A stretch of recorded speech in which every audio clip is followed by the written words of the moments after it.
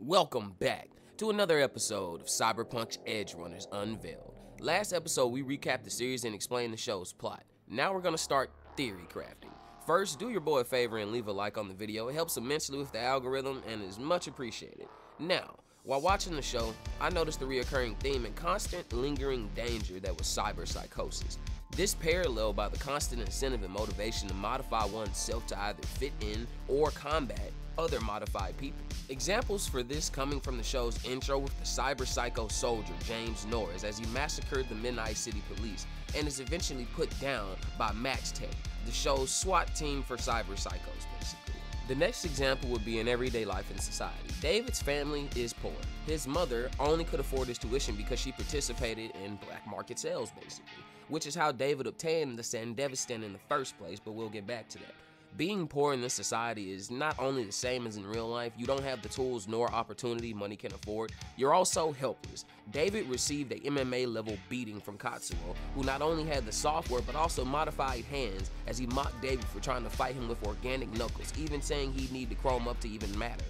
Next, in the case of Maine, and I know everyone's gonna love this one because everybody loved Maine until he kind of fell off the rocker. But the original problem that Maine had with David was that he had modded himself with the Sandevistan, meant for Maine. Maine, even after becoming a mentor to David, stirs on the belief and need for David to modify himself, telling him his organic body wasn't enough, and meat would not be enough to keep pace with the Sandevistan. And this kind of created an issue with me. Maine was already fighting off the early stages of cyberpsychosis, and he was taking the immunoblockers as early as episode 3, having different types of malfunctions throughout every episode after. His symptoms manifesting a lot in episode 4 when he couldn't even use his own cannon on Pilar's killer, which is why I don't think Maine could have handled the Sandevistan. It seems the reoccurring theme of people who fall into cyberpsychosis is the denial of their own reality. And I'm sure Norris first thought it similar. Maine was in denial all the way to the end, and even after having mad blackouts where he violently hurt his teammates, Maine still doesn't believe he should downgrade to a lower spec build to literally save himself. This exact situation being mirrored by Rebecca's same plea towards David, and look how all that ended up. The Sandevistan itself was a piece of tech that I think would have degraded the lifespan of any of its users, and I'd love to know how Atom Smasher can manage to stave off the usage of it. Though it's clear you can live a normal chromed out life with just simple modifications, the show does a really good job of portraying cyberpsychos as the end all be all.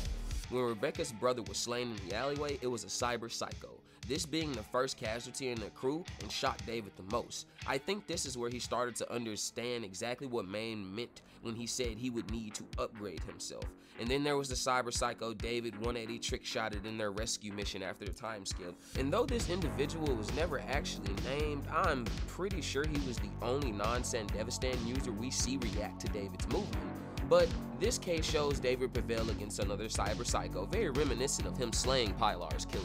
But the inevitable for every single person I've named was either death by cyberpsycho or decline into cyberpsychosis. Well, except David, he got beat by the Atom Smasher, who is an incredibly rare case, and honestly, I really want to play Cyberpunk 2077 and fight him, but anyway. There's never a stated threshold for cyberpsychosis. One obviously had the option to downgrade and dissipate the effects of the tech load, but it seems no one that got that far ever wants to do that, as both David and Maine said they had already come too far and had to see it through. Though David definitely, as the show put it, had an infinity, despite the fact of how he looked, we have to recognize David was nothing more than a head and a buff torso by the end of the series. He had made it pretty close to the pinnacle of modifying himself without becoming a cyberpsycho. Though I was gonna say a non-violent cyberpsycho, David did kind of body several max tac squads and an entire army of Militech personnel. David never lost his grip on reality, or attacked innocents or his own people. Norris had a one-man stand against MPD. Maine shot at Dorio because he couldn't even determine friend or foe and punched Keely's lights out. And Pilar's killer seemingly did the same and just blew Pilar's dome off, and we have no clue the delusions that person was truly trapped in. This theme being spoken again between David and his at the time captor, the BD or Braindance creator Jimmy Kurosaki, who especially explained cyberpsychosis to David and the many people he's seen fall into it. He tells David of James Norris, once again, and how no Chrome junkie thinks they'll ever go cyberpsycho, and that David would be a special case of destruction. And in the end he was, but not in the same ways as the people before him, which is why I'm certain Atom Smasher said David would prove an interesting construct. And he truly was. Though David's truest ambition, outside of modification, outside of trying to meet Maine's goal, outside of trying to reach the top of Arasaka Towers that his mother wanted, was to simply go to the moon with Lucy.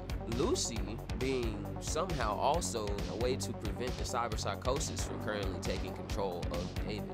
Though I will say, by the point in the story that she had kissed him as they were fleeing from Atom Smasher, David was already too far gone, having used pretty much everything. He was out of immunosuppressants. He had already burnt the San Devastating trying to get away from the Atom Smasher just to be shot in the back. And inevitably, I don't think that there was any way for David not to have succumbed to either cyberpsychosis or, the Atom Smasher. Thanks for watching. I hope this episode made you think about cyberpsychosis in the world of Cyberpunk Edgerunners just a little bit more the same way it did for me. And cyberpsychosis did prove to be a true, multi-level struggle of body and soul.